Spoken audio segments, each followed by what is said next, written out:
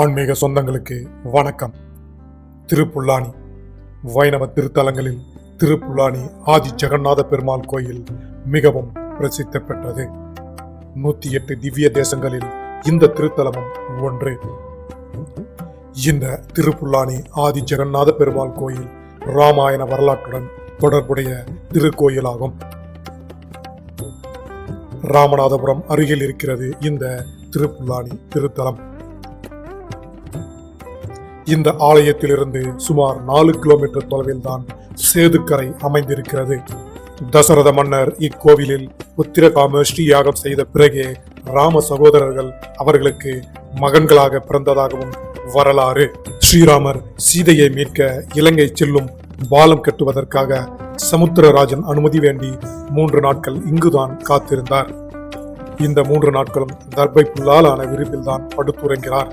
ஆகவே இத்திருத்தலம் திருப்புல்லனே என முதலில் அழைக்கப்பட்டு நாளடைவில் திருப்புல்லானி என மருவி வழங்கப்படுகின்றது.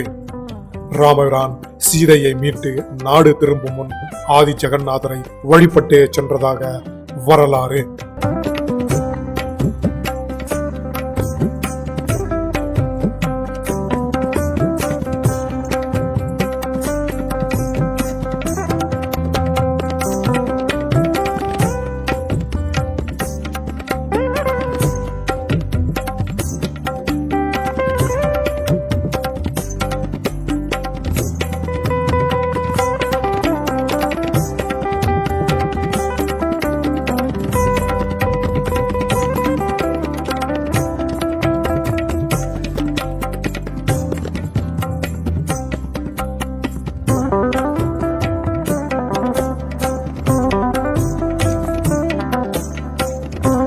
இத்திருக்கோயிலில் ஆகம முறைப்படி 4 கால பூஜைகள் நடக்கின்றன.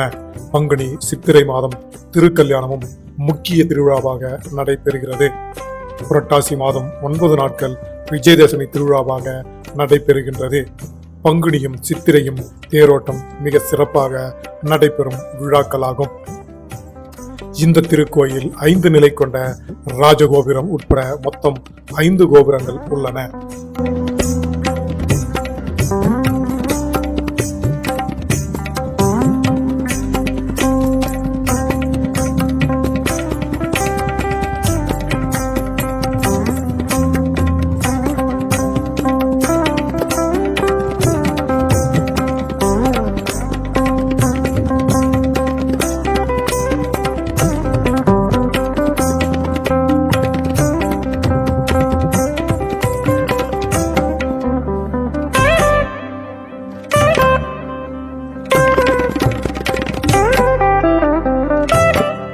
இத்திருத்தலத்தில் அருகில் உள்ள சேதுக்கரையில் நீராடிவிட்டு கோவிலுக்கு வந்து நாகர் சிலைக்கு முன்பாக கணவனும் மனைவியும் உபவாசம் இருக்க வேண்டும்.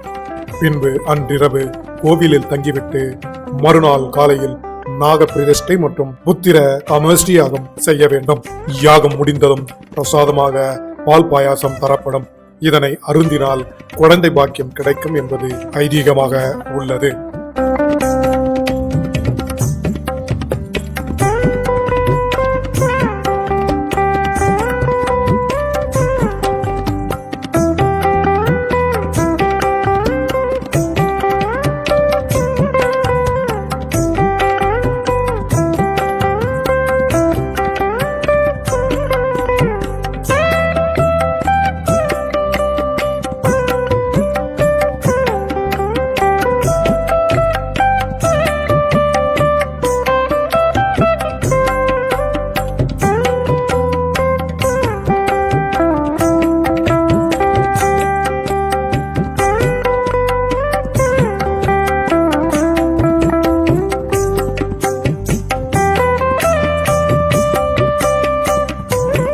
மீண்டும் ஒரு அற்புத தலத்தோடும் தகவலோடும் உங்களை சந்திக்கின்றோம்.